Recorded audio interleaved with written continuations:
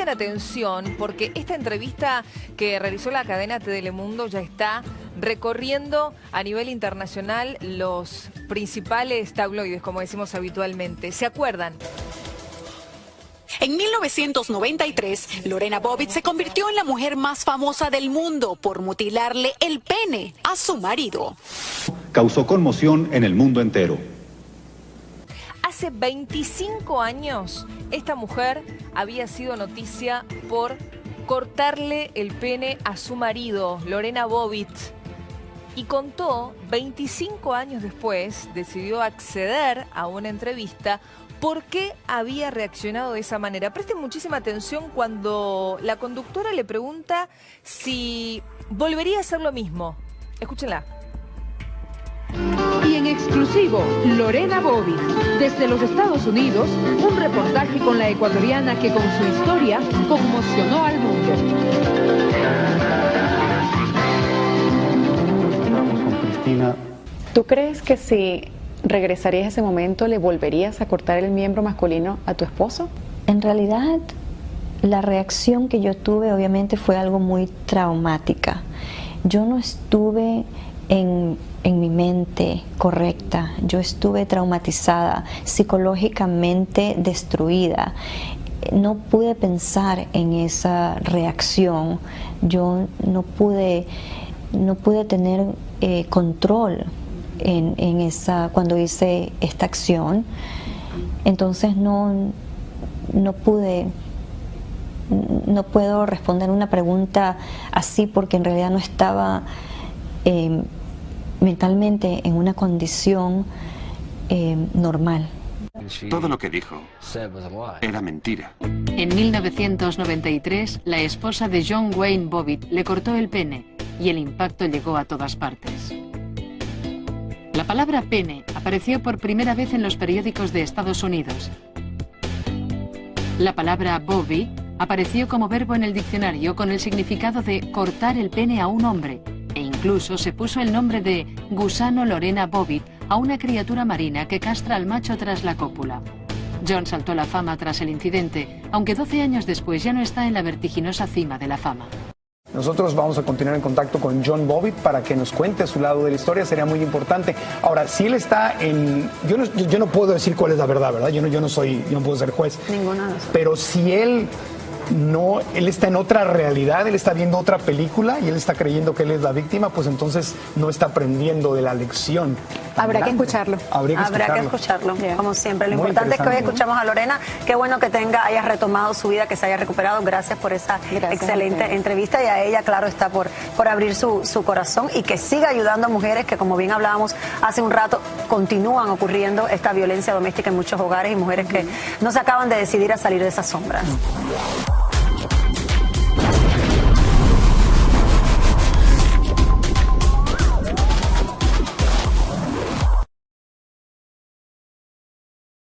La violencia intrafamiliar se volvió un tema de interés público gracias a este caso, especialmente entre grupos feministas que apoyaban a Lorena durante el juicio.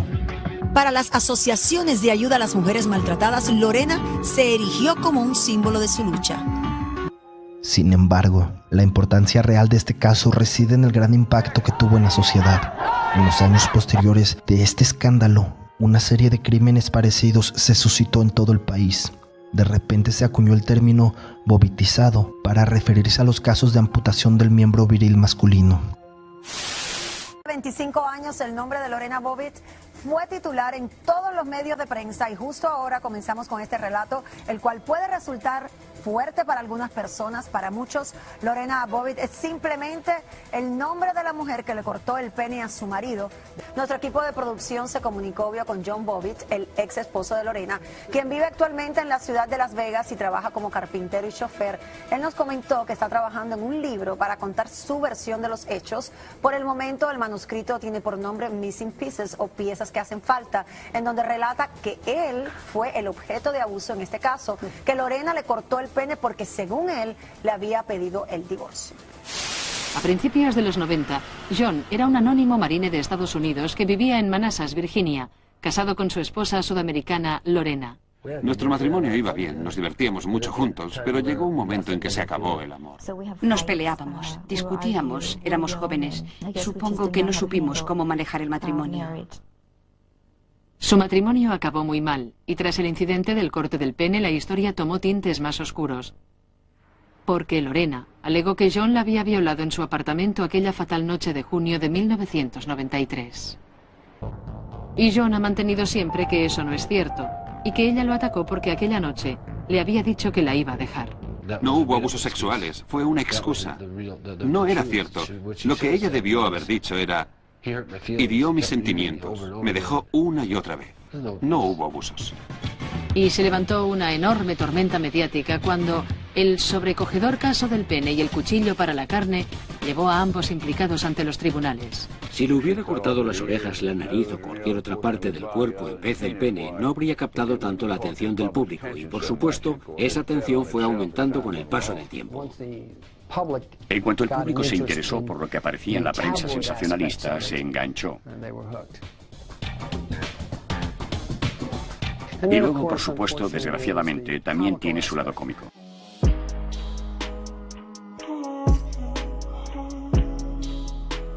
Veamos lo siguiente.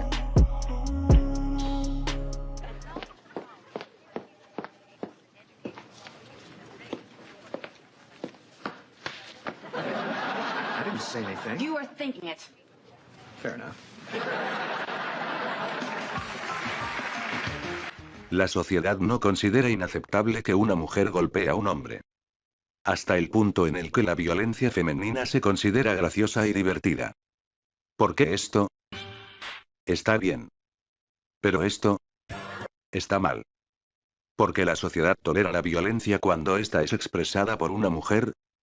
Una explicación es que la sociedad trata a las mujeres como infantes. Una explicación es que la sociedad trata a las mujeres como infantes. Seres inmaduros que no deben ser responsables de sus propios actos porque no tienen idea.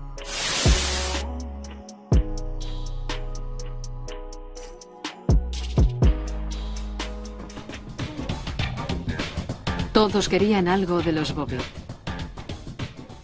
Tuve muy claro que era famoso, porque levantaba mucha expectación y me pedían autógrafos todo el rato. Era algo extraño y me vi catapultado en ello. El teléfono no paraba de sonar. Ni en mi casa, ni en el despacho de mi abogado. Me invitaban a montones de entrevistas en todas partes, por todo el mundo. El mundo quedó enganchado a la historia de Bobbitt como nunca antes lo había estado a una noticia. John fue juzgado primero, acusado de agresión sexual dentro del matrimonio. Probablemente la prueba más incriminatoria se produjo aquella misma mañana, cuando la policía le preguntó: ¿por qué ha hecho eso? ¿Por qué se lo ha cortado? Y ella dijo: porque él tiene su orgasmo y no me espera. Y ella estaba tan frustrada y tan cansada de eso que fue y se lo cortó. Sí, dije eso, que yo no tenía orgasmos o placer con el sexo. Fue porque no quería decir que mi marido me violaba continuamente. Esa declaración es extraordinariamente condenatoria como móvil. Fue lo que ella dijo, y hasta unas semanas más tarde no hablaron de esa larga historia de malos tratos y abusos de la que había sido víctima. La defensa de John desacreditó más tarde la historia de la violación de Lorena, presentando evidencias forenses fehacientes que parecían demostrar que la propia Lorena había rasgado sus bragas tras el incidente. Nuestro experto entró y testificó que había un pequeño corte de tijeras en la entrepierna de las bragas para facilitar que alguien pudiera rasgarlas con las manos. No me sorprendió que John fuera declarado inocente en el juicio. Tiene derecho, obviamente, a dar su voz y va a ser un tema interesante. Si él va a abrir este debate, va a continuar y vamos a poder aprender más sobre esto. Él asegura que la noche en que sucedieron los hechos se quiso matar. En el hospital evitaron que él lo hiciera. John Wayne Bobbitt vivió la peor pesadilla de un hombre. Me desperté sintiendo mucho dolor.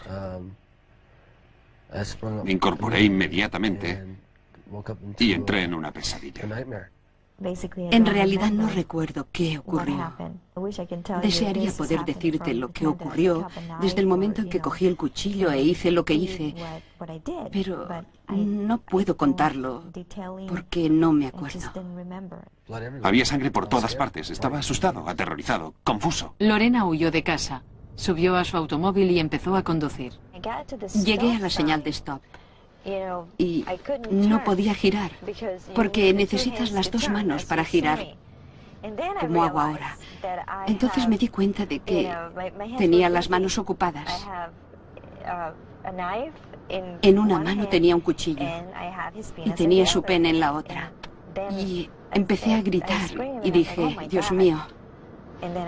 Y entonces me deshice de él y lo tiré por ahí. El pene de John aterrizó en esta agradable zona verde a varios minutos de su casa. La psicopatía se considera a día de hoy como un trastorno de la personalidad, que se caracteriza principalmente por una ausencia de emociones en el individuo, que provoca una incomprensión de los sentimientos ajenos y una tendencia a actuar con frialdad absoluta y sin temor a las consecuencias para lograr sus propios fines. Actualmente se estima que algo más del 1% de la población global es psicópata. Sería interesante saber cuántos psicópatas ostentan actualmente puestos importantes de poder en nuestra sociedad.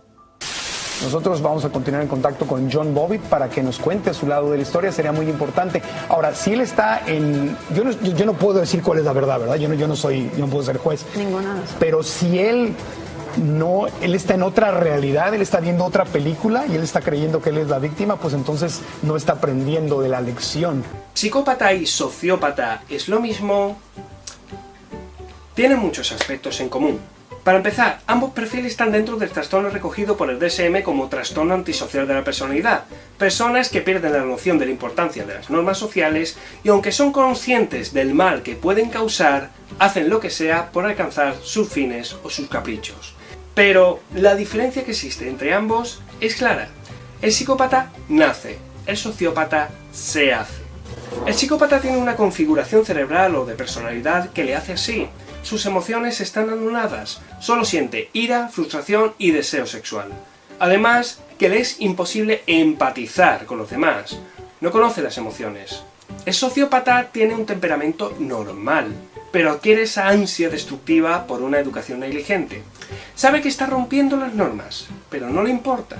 De hecho, disfruta poniéndose a prueba para saber hasta dónde es capaz de llegar. Sin embargo, un psicópata no es tan impulsivo. ¿Le incomodan las normas sociales? Sí, pero también sabe que, siguiéndolas hasta cierto punto, puede obtener mejores beneficios para él. Entré en el hospital. El médico se acercó y dijo, ¿qué le ocurre? Y entonces me dijo, déjeme ver ese corte. Y me bajé los pantalones y él dijo, Dios mío. Se quedó espantado. El médico estaba espantado. Le dije, se supone que es usted médico. Aquello revolvía las tripas.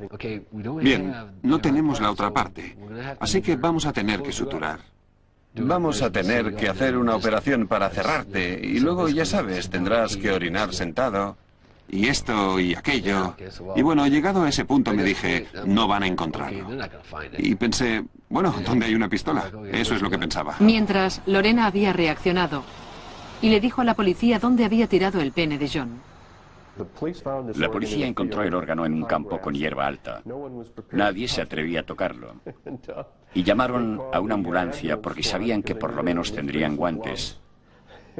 Y con eso, el miembro perdido fue recuperado y lo llevaron al 7-Eleven, donde curiosamente venden perritos calientes. No lo había masticado ningún perro ni nadie lo había pisado. Bobbitt también dijo que hizo películas para adultos en el pasado para probarle a Lorena que ella no pudo terminar con su virilidad. Una operación culminó de forma exitosa. Tras 9 horas y media en el quirófano, John Bobbitt y su miembro volvieron a estar juntos en una relación completamente funcional. Emocionado por el éxito de la cirugía, y a decir verdad, ¿quién no lo estaría? John no perdía la oportunidad de enseñar al mundo el motivo de su alegría. Tras presentarse en el programa de Howard Stern, le ofrecieron de forma totalmente gratuita una cirugía para agrandarse el miembro. Después de esto, apareció en varios filmes para adultos, entre los que destaca Frankenpennies.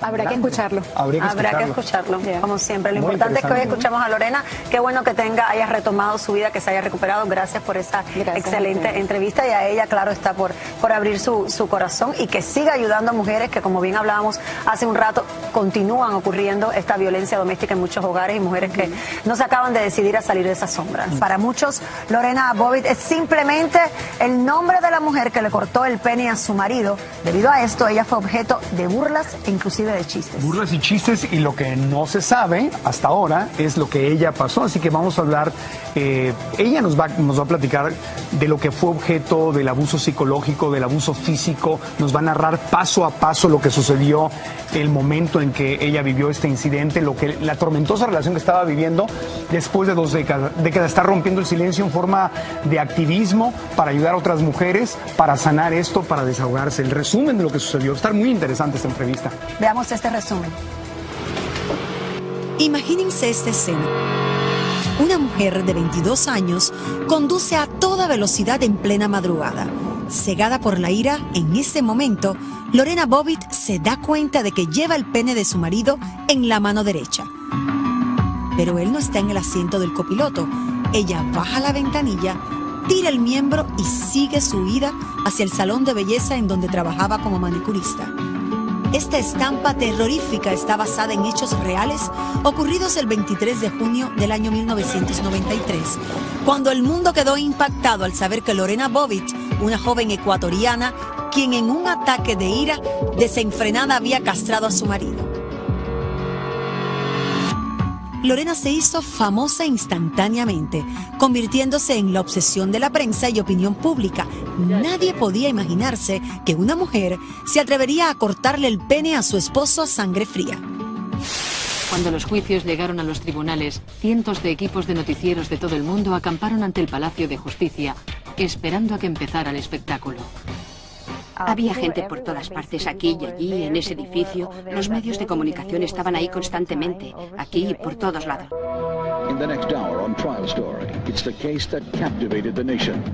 La curiosidad pública por la historia era tal que todo el juicio de Lorena fue televisado por 2 cadenas nacionales de televisión con una enorme audiencia.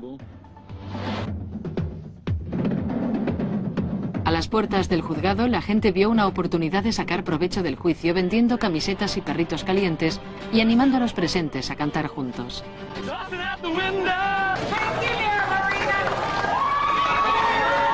También contribuían al tumulto ante los juzgados las partidarias de Lorena, tanto feministas como sudamericanas, en quienes había levantado pasiones la historia de la inocente inmigrante mancillada por el malvado marine norteamericano.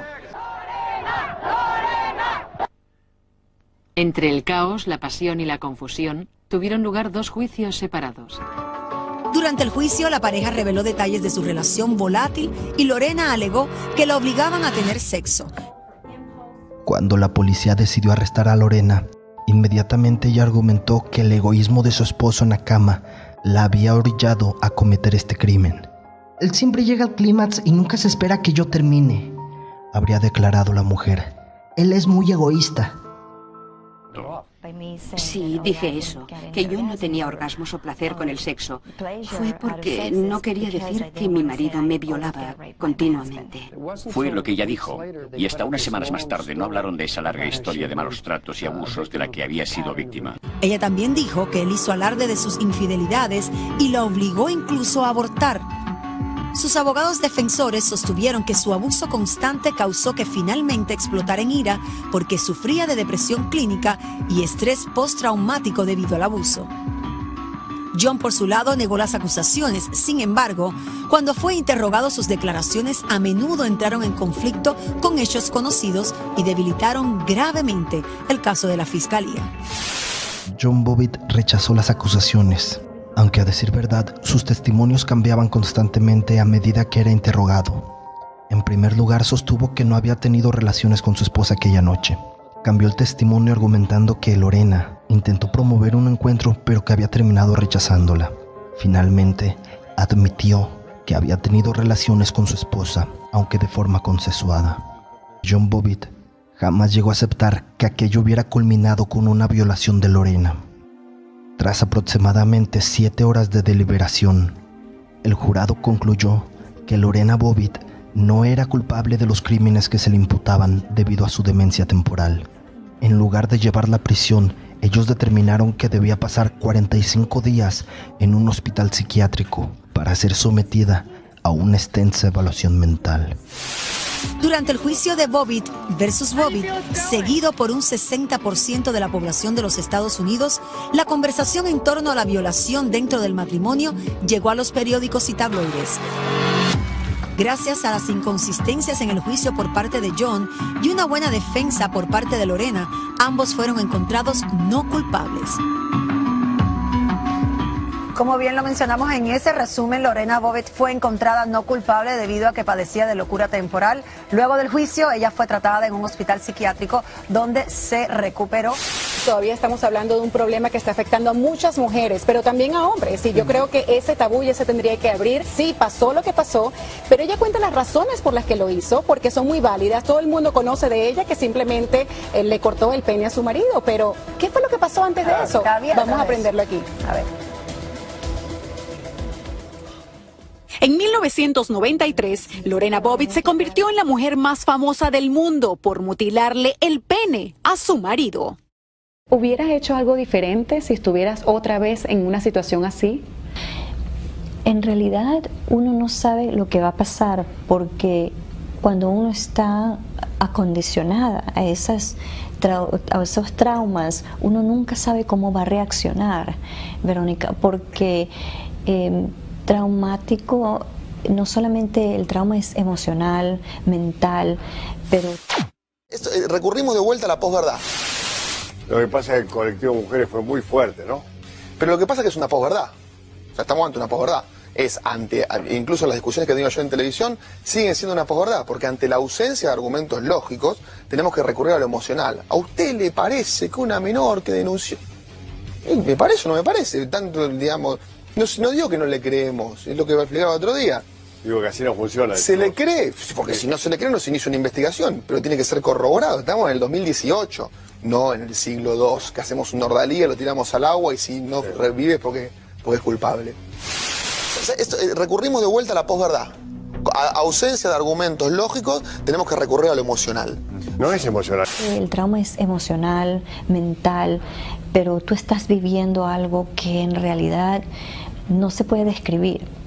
Yo no sé si hubiese tenido una oportunidad de escapar, o porque en realidad no me sentía que sabía cómo reaccionar o dónde ir. Estaba aislada de mucha gente. Yo me sentía como si estuviera en mi propio hogar, era como estar encarcelada. Pero al principio todo fue color de rosa y aunque todo parecía normal, lamentablemente se vio arrinconada en su propia cárcel amorosa. En realidad yo sí estaba enamorada de mi esposo. De noviazgo, él ha sido perfectamente una persona, muy honesta, muy atractiva. Yo pensaba que era una persona que era muy pasiva, pero en realidad nunca vi algo de las banderas rojas que le dicen, algo que yo dije, bueno, este va a ser abusivo durante mi matrimonio, lo que sea. Nunca vi eso. En general, él siempre me decía, ay, perdóname. Entonces yo lo perdonaba y bueno, siempre esto va a pasar, esto es solamente temporario, pero en realidad nunca pasaba. Por eso se llama un ciclo vicioso de violencia doméstica. Dame un ejemplo en qué circunstancia fue el inicio de esa violencia doméstica. Fuimos simplemente al juez y nos casamos. Pero cuando yo le dije después, cuando yo reciba mi cheque, vamos a almorzar, a cenar y vamos a celebrarlo. Y fuimos a un restaurante y él quería beber y yo no. Entonces él quería, tú sabes, ir a un bar y bueno, tomar cerveza, qué sé yo. Yo no estaba en condiciones así para seguir derrochando dinero, porque otra vez estábamos empezando nuestro matrimonio. Y bueno, él siguió tomando hasta que se emborrachó. Cuando íbamos en la autopista, él estaba, bueno, intoxicadísimo del alcohol y estaba manejando muy rápido. Y ahí fue cuando la primera vez que me pegó. Muchas cosas Verónica, no puedo decirte que una sea más fea que la otra porque todas han sido emocionalmente, psicológicamente traumáticas para mí, no solamente, bueno, físicamente porque él abusó de mí, obviamente. Eso es algo que una mujer, tu cuerpo, o sea, es un templo y si tú dices que no quieres tener relaciones sexuales y que te force tu pareja a hacer cosas horribles. ¿Qué hubieras hecho diferente? Yo no sé si hubiese tenido una oportunidad de escapar o porque no, en realidad no me sentía que sabía cómo reaccionar o dónde ir. Estaba aislada de mucha gente. Yo me sentía como si estuviera en mi propio hogar, era como estar encarcelada y bueno, los maltratos, tú sabes, vienen no solamente físicos, pero emocional y psicológicamente. Es todo una devoción absoluta a las emociones. Es dejar de lado absolutamente el pensamiento crítico, racional, el hablar las cosas fríamente y de una manera concienzuda y abrazar a las emociones por completo. Es lo que podríamos llamar casi un supremacismo emocional. Dan igual los argumentos, por muy razonados que sean, cuando lo que tú puedes hacer es llegar al escenario y ponerte a llorar, porque las emociones priman. Eso es lo único que importa, las emociones. Y si consigues emocionar, has ganado. Y esto básicamente es lo que últimamente nos están transmitiendo en los medios de comunicación. Da igual los argumentos, razonamientos y datos que puedas traer al debate. Aquí lo único que importa son mis emociones y mis sentimientos. Y mis sentimientos priman por encima de todo lo demás. Eso, por ejemplo, también lo vimos durante el juicio de la manada, que se hablaba del sentimiento popular por encima del conocimiento sobre leyes de los juristas. Y esto es algo producto de los medios de comunicación. Si tuvieras enfrente a esa Lorena Bobbitt, ¿qué le aconsejarías? Ahora le diría que hay muchos recursos donde ella puede salir y buscarlos, que no tiene que sufrir en silencio. Ahora tenemos unas voces más fuertes y el estigma poco a poco de ser una víctima en esta sociedad de violencia doméstica se está acabando. No tenemos que estar calladas más. Hay unión en nuestras voces, hay fuerza en nuestras voces y hay más recursos. ¿Qué opináis de que solo se dedique un 3% del presupuesto del Instituto de la Mujer a ayudar a las mujeres maltratadas? ¿Y en qué se invierte el resto? ¿Qué? ¿En qué se invierte el resto? Magnífica pregunta, vamos a aclararlo. Mirando los documentos oficiales de la Junta, podemos obtener que el presupuesto del Instituto Andaluz de la Mujer en 2018 fue de casi 43 millones de euros. De estos, unos 9,5 millones van a gastos de personal, que es donde entrarían los sueldos. Otros 12 van para gastos corrientes, que son los gastos en las tareas que están realizando. Por cierto, de esos 12 millones, hay 9 que figuran como trabajos realizados por terceros. No sabemos en qué consisten ni vienen detallados, solo figuran como servicios asistenciales y otros. Así que solo por esto creo que ya estaría más que justificado una auditoría. Aparte, tenemos otros 900.000 que van para inversiones reales, que es lo que se gasta en obtener bienes de los que espera sacar un beneficio económico. Y al final nos quedan unos 20 millones de transferencias corrientes, que es donde se encuentran las subvenciones y el dinero que se invierte en las maltratadas. ¿Y cuánto se invierte en ellas? Pues podéis verlo aquí. 360.000 euros en ayudas económicas, más 190.000 en atención psicológica, más otros 100.000 en atención integral, que sería cualquier otro tipo de apoyo que necesiten, y también 250.000 en atención a los menores que se hayan visto expuestos al maltrato. A esto hay que sumarle otros 300.000 en ayudas económicas a maltratadas de los servicios centrales. Y ahora sí, tenemos un total de 1.205.766 euros, lo que constituye un 2,8% de los cerca de 43 millones que teníamos al principio, para redondear un 3%. Entonces, ¿a dónde va el resto de esos 20 millones de las transferencias corrientes?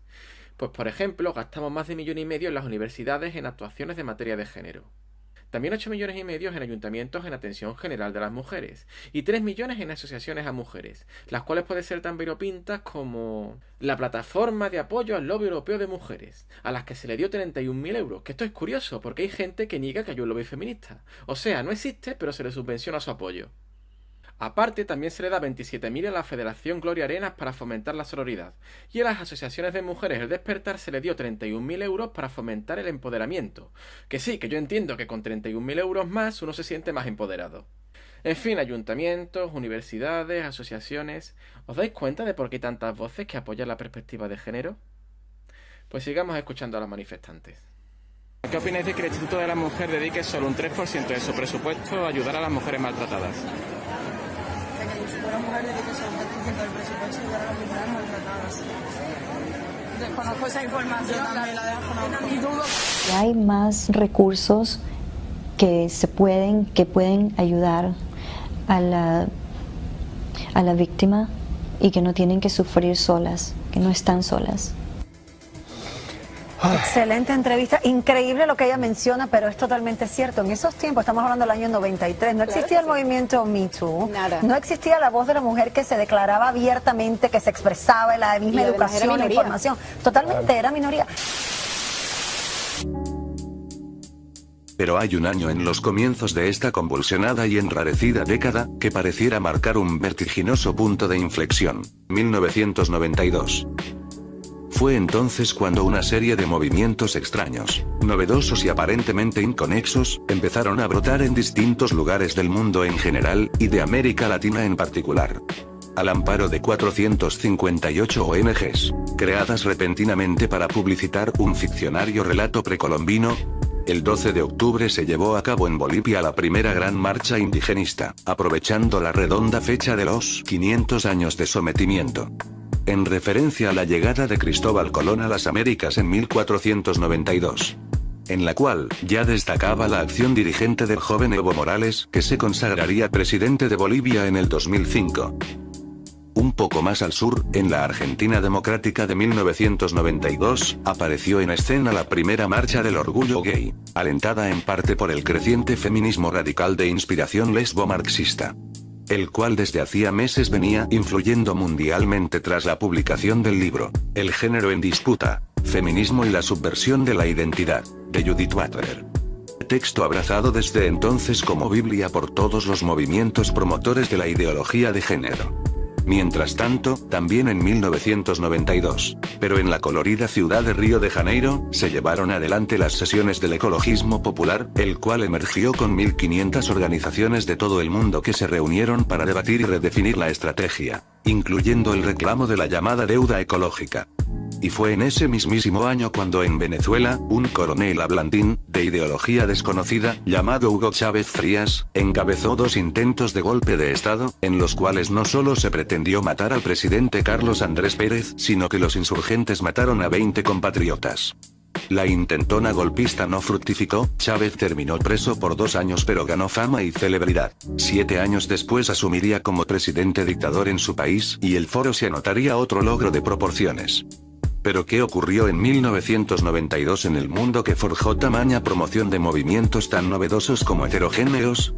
Si bien popularmente se reconoce a la caída del muro de Berlín, 9 de noviembre de 1989, como el hito histórico del derrumbe de un sistema y una amenaza, el socialismo, la realidad es que aquello fue antesala de lo que política y formalmente se materializaría 3 años después, o sea en 1992, cuando la Unión de Repúblicas Socialistas Soviética bajo el mando del entonces premier Boris Yeltsin, dejó de existir formal y oficialmente como tal. Y fue por ello que todo el imperio comunista de Europa del Este quedó descuartizado y separado en pequeños países o territorios, tras una suerte de implosión geopolítica. Luego, ante la ausencia de la contención soviética y la consiguiente necesidad de solucionar ese vacío, todas las estructuras de izquierda tuvieron que fabricar ONGs y armazones de variada índole, acomodando no solo su libreto sino su militancia, sus estandartes, sus clientes y sus fuentes de financiación. Por lo tanto, al comenzar la última década del siglo XX, un sinfín de dirigentes, escritores, pandillas juveniles y organizaciones varias quedaron desparramadas, sin soporte discursivo y sin revolución que defender o enaltecer. En torno a lo cual estas corrientes advirtieron la necesidad de maquillarse y encolumnarse detrás de nuevos argumentos y banderines, que oxigenaran sus envilecidas y desacreditadas consignas. Silenciosamente, la izquierda reemplazó así las balas guerrilleras por papeletas electorales. Suplantó su discurso clasista por aforismos igualitarios que coparon el extenso territorio cultural.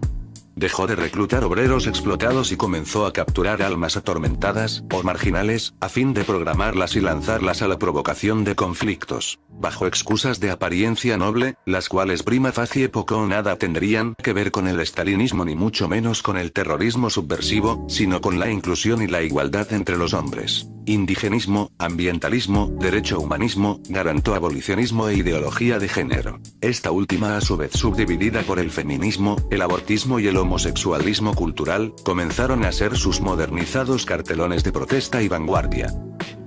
El comunismo no murió con la caída formal de sus estados, porque justamente lo más importante son las organizaciones colaterales. Y estas ya existían desde mucho antes de la creación de la Unión Soviética.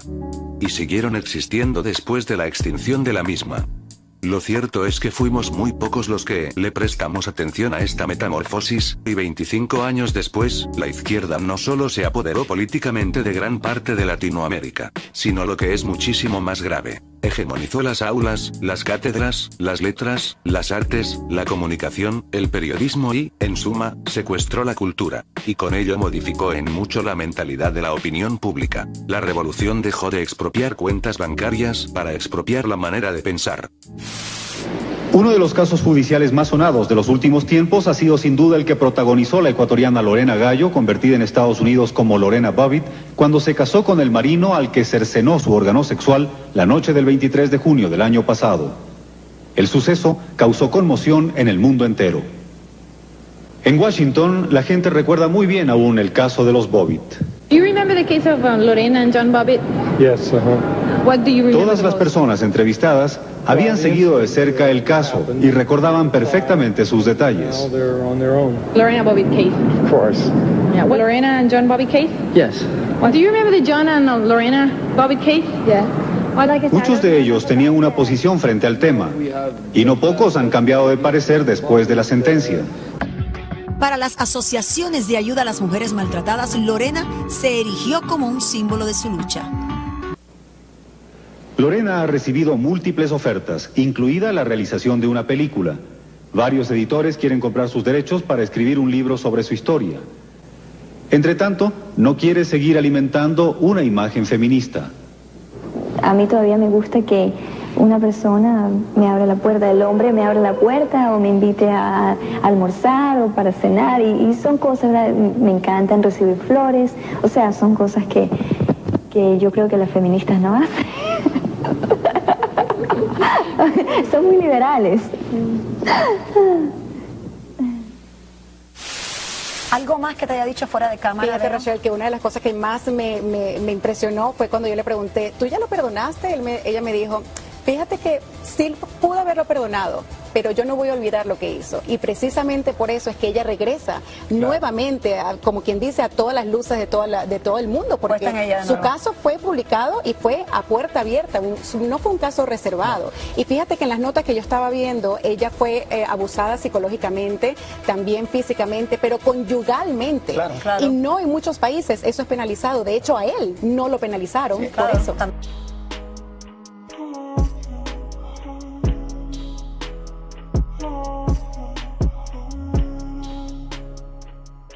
Además, perdonar no significa que apruebas o justificas lo que pasó, es que simplemente lo dejas ir en tu corazón para tú descansar de esos juicios. Y me parece maravilloso que le demos esta plataforma y esta entrevista que le haces tú, porque recuerdo que en esos tiempos la noticia básicamente se manejaba en los tabloides, mucho amarillismo, donde era la mujer que le cortó el pene, esa era todo lo que se decía, ¿no? Lorena, ¿por qué romper el silencio después de tantos años? Este documental es muy importante porque yo veo en los refugios muchas mujeres víctimas todavía, que todavía siguen viviendo en esa oscuridad, que no piensan que no tienen salida. Y para mí esto es muy, muy informativo, el documental, que ellas sepan que hay soluciones, que pueden salir adelante con fuerza y crear una nueva vida. Que no tengan miedo, no hay más silencio, no hay que ocultar nada. ¿Cuál fue tu reacción cuando viste ese documental? Lloré mucho, pero me despertó otra vez cosas que habían pasado, el trauma que yo había vivido con mi ex marido, con mi ex esposo. Entonces yo lloré mucho porque es una historia triste, es una historia de violencia doméstica y asalto sexual, que tu mismo esposo está actuando de esa manera, lo estás viviendo, lo estoy viviendo, lo estoy otra vez sintiendo, ¿verdad? Como algo, una cosa tan traumática, pero sí, tengo que ser fuerte. ¿Tu hija de 13 años está consciente de lo que viviste con tu ex marido? Sí, claro, yo le expliqué desde que ella era más pequeña, claro, obviamente sabiendo cómo ella iba a reaccionar y la madurez que tenía, porque la educación empieza en la casa. Y como madre yo tenía que proteger a mi hija, pero también tenía que hacerle saber cómo fue que yo viví con esta persona, con John. Y no le dije mucho para no, tú sabes, abrir una serie de preguntas y como se dice aquí el dicho, Pandora's Box, ¿verdad? O sea, tenía con cuidado decirle cosas muy específicas. Estaba muy cautelosa a decir muchas cosas que ella tal vez no iba a entender, pero yo como madre sabía lo que ella iba a aceptarlo. I didn't choose to be in the spotlight. Para Lorena es un reto dejar ese horrible episodio de su vida en el pasado. Sin embargo, lo mantiene siempre presente para exponer al mundo un mal que comienza en la sociedad. Hay un problema de machismo en nuestros países, en todas las Américas y en todo el mundo, especialmente aquí en los Estados Unidos. En nuestros países peor. Mira los líderes que tenemos, empezando por allí, Verónica. Fue el comandante presidente Hugo Chávez quien refundó el feminismo humanista y socialista en el siglo XXI, quien retomó las banderas del feminismo auténtico y declaró a nuestra patria y a nuestra revolución una patria y una revolución feminista. Señoras y señores diputados, hace 7 meses España formó el gobierno con más mujeres de la OCDE. Es un hito en el camino de la igualdad real y efectiva entre hombres y mujeres, al cual le queda todavía muchísimo camino por recorrer. Un camino que nunca hubiéramos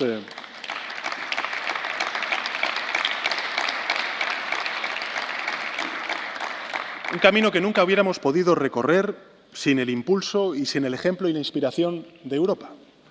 Así que hoy en esta casa quiero agradecer singularmente el compromiso de las mujeres, de las diputadas, de todo el continente, con el ideal que ya forma parte del acervo europeo, como es el feminismo. Mauricio Macri, el feminista menos pensado.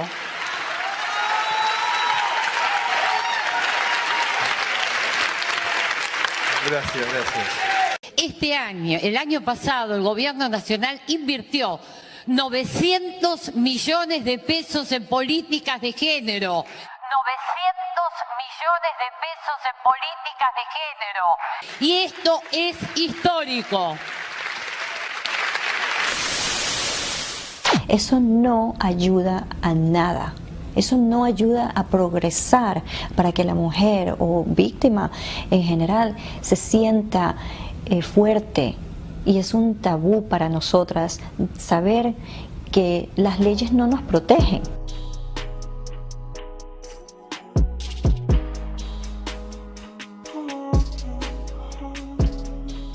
A lo largo de este documental aprenderemos a través de Lorena a identificar maltratos escondidos bajo la sombra de una relación amorosa. Me aislaba de muchas personas, me aislaba de las amigas que tenía, me aislaba de todas las personas. O sea, todo eso forma una depresión inmensa. Y no te puedo decir cuál es peor que otra, porque todas tienen influencias. Lorena, cuéntame cómo lograste rehacer tu vida. Primeramente, yo soy una mujer de mucha fe. Dios siempre estaba allí. Y mi familia, el apoyo moral de mi familia, mi esposo, mis amigos. Tuve que recibir ayuda psicológica porque eso es muy importante.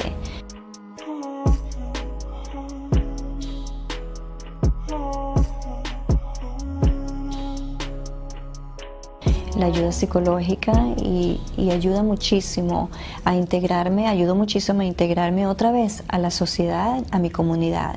¿Cómo conociste a tu esposo? En la universidad, sí, en la universidad. Fue algo muy increíble, pues tú sabes, empezamos de amigos y bueno, la amistad se transformó en respeto y el respeto se transformó en amor y todo fue muy bonito, algo muy especial que yo con John no lo viví. Mi pareja supo quién era yo el momento en que yo entré al salón de clase. No solamente él, todos. ¿Cómo fue? ¿Cómo te sentiste? Debido a esto, ella fue objeto de burlas e inclusive de chistes. Burlas y chistes, y lo que no se sabe hasta ahora es lo que ella pasó, así que vamos a hablar. Me recibieron con mucho cariño, me recibieron con respeto, me recibieron con esa amistad que tú sientes. Fue algo natural. ¿Tú te acercaste a él se acercó a ti? ¿Cómo fue?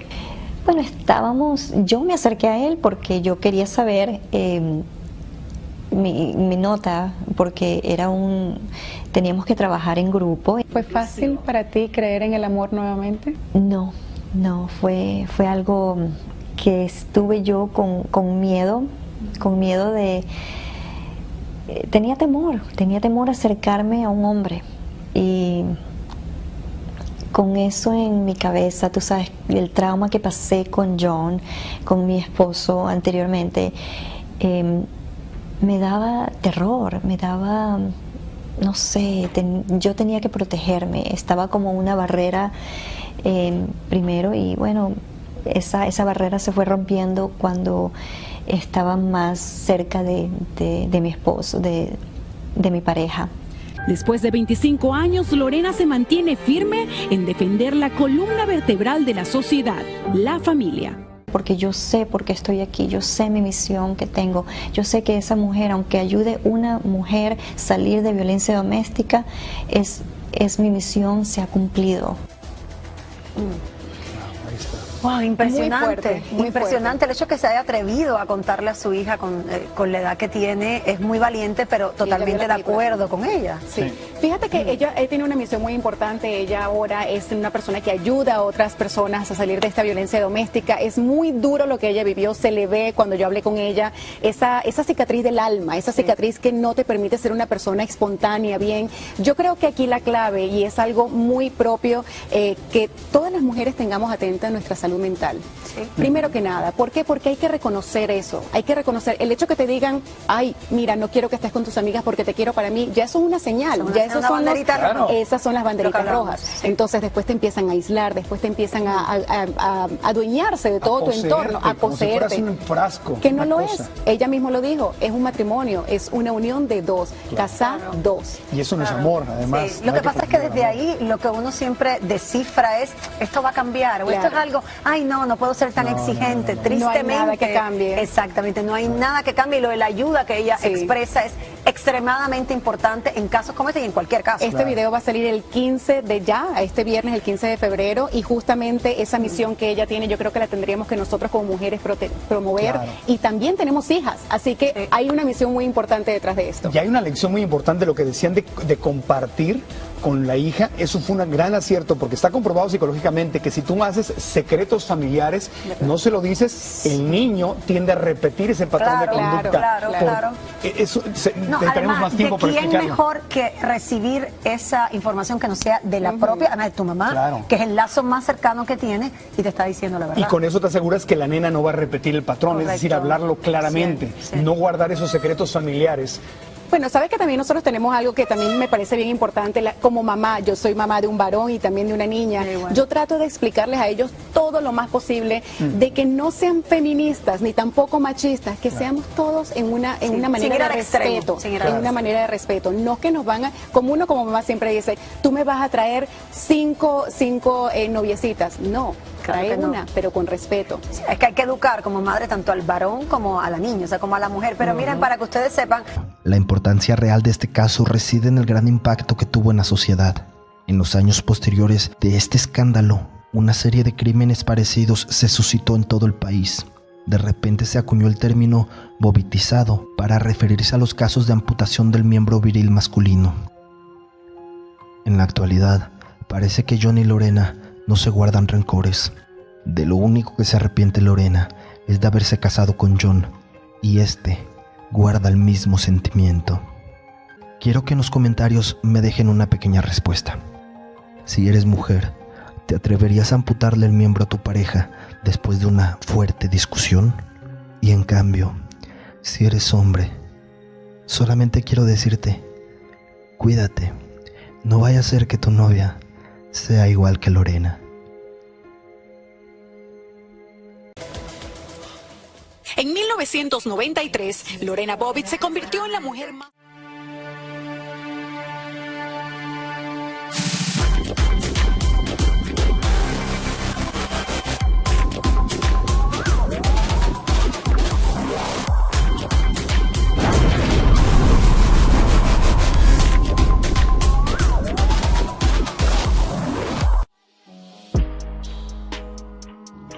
Todo comenzó la mañana del 23 de junio de 1993, cuando un descuidado John Bobbitt dormía a sus anchas en la cama de su casa.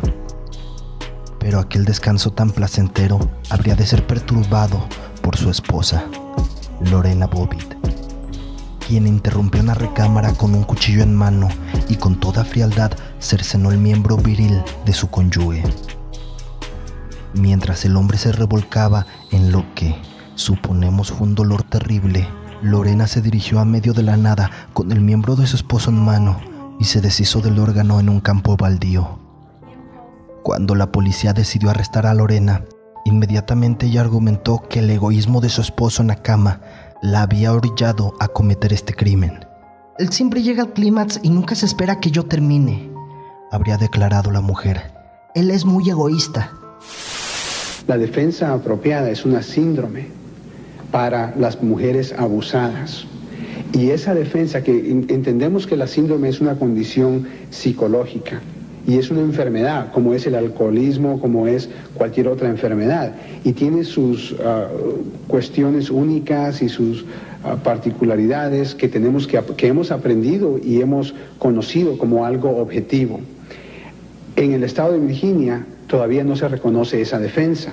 En el estado de Maryland, y como tú sabes, está pegado al estado de Virginia, esa defensa sí existe. Así que si una mujer o un hombre, por ejemplo en el estado de Maryland, mata o comete algún crimen en contra de su esposo o de su esposa, ellos pueden defenderse basado en esta síndrome psicológica. En el estado de Virginia eso no existía y todavía no existe. Y esperamos que por el caso de Lorena, tal vez la legislación, el Congreso de Virginia cambie su ley y ponga esta defensa disponible para aquellas mujeres que son abusadas. Entonces los abogados la defendieron diciendo que actuó bajo un estado de locura pasajera. El jurado la declaró inocente, pero Lorena debía pasar por un periodo de observación psiquiátrica. ¿Cómo fue eso? ¿Cuál fue la experiencia en este sentido? ¿Terminó ya? No, todavía no ha terminado. Mucha gente se pregunta qué es lo que estoy haciendo o por qué no voy a Ecuador, por qué no voy a Latinoamérica, por qué no estoy así viajando, digamos. Ahorita la verdad es que no puedo salir de un sitio porque no ha terminado eso. O sea, digamos que mi caso todavía tiene falta un escalón más que subir, y eso es cuestiones legales.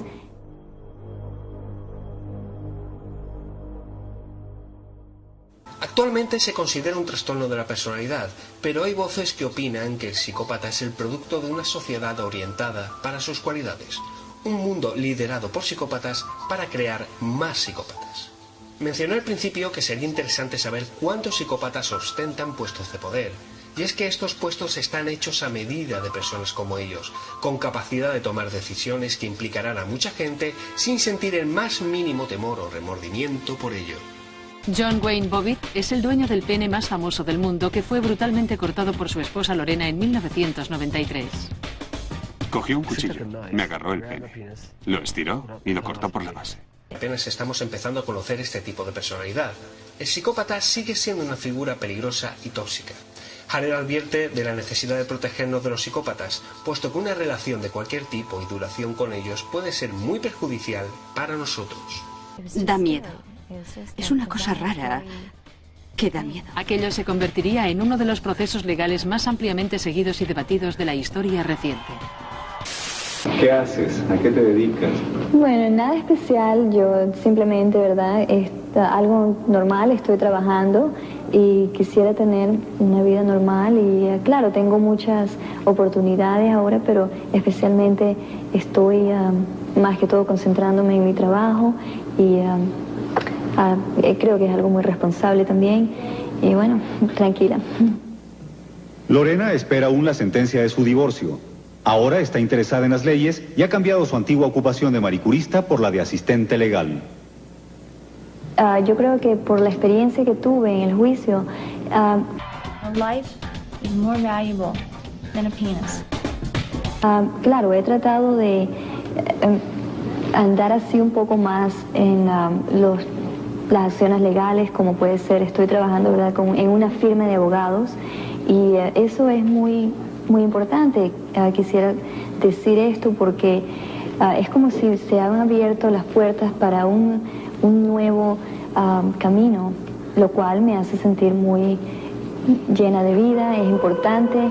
Anteriormente, ¿verdad? La vida no era muy compleja para mí, no tenía sentido, digámoslo así. Ahora cualquier cosa es más, es relajante, es mucho más tranquila y es, aunque sea una plantita chiquita, está toda llena de vida, pero tiene sentido. La vida para mí tiene mejor sentido. Pero esto fue solo el principio de la historia de John Bobbitt. Nadie imaginó la fama que alcanzaría ni la extraña carrera profesional que tendría. De estrella del porno a humorista y a reverendo.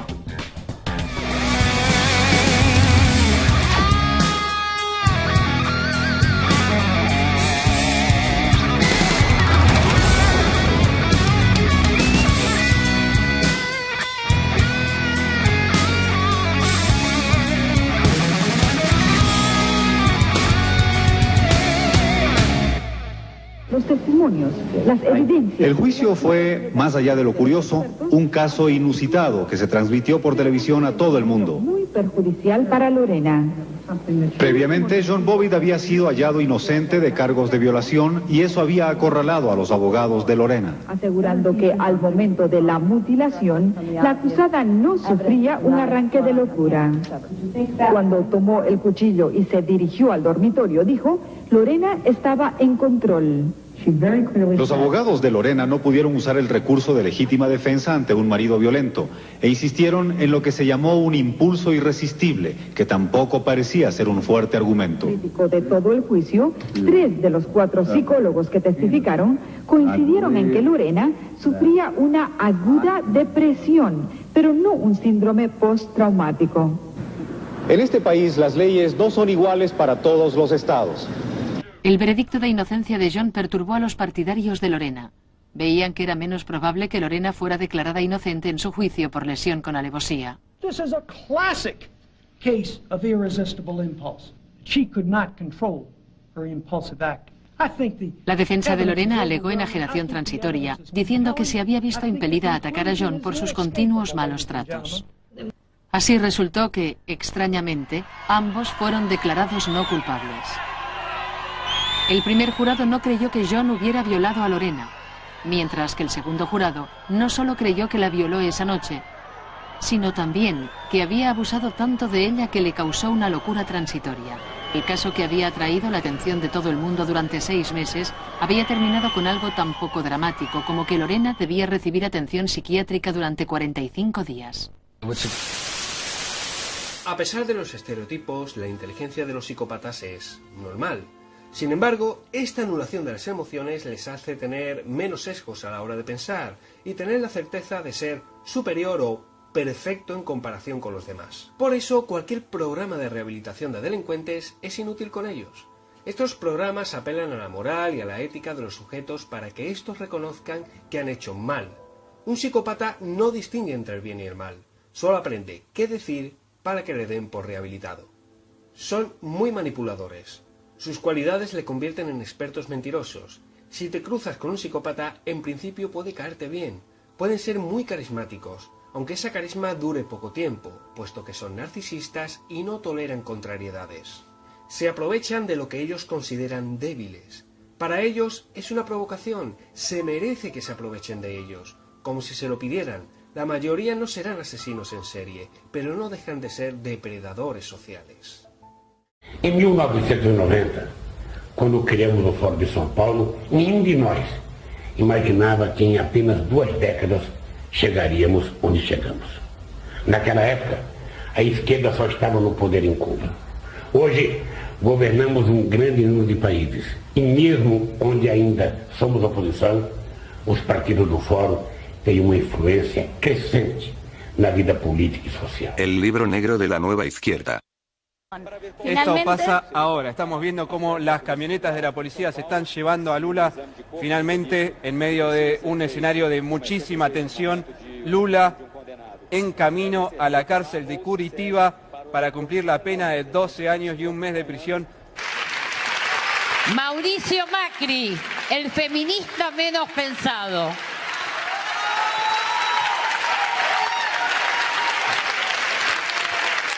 Gracias, gracias.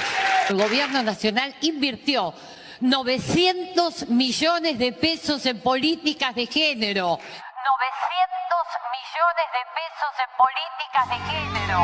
Y esto es histórico. Parafraseando a José Ingenieros, nunca pretendimos presentarnos como imparciales ante lectores que no lo son y por lo demás, toda imparcialidad no deja de ser artificial según sentenciaba Julius Mencken, y no hemos puesto tamaña energía y esfuerzo para agradar a los usurpadores del monopolio de la corrección y la bondad, sino precisamente para cuestionarlos.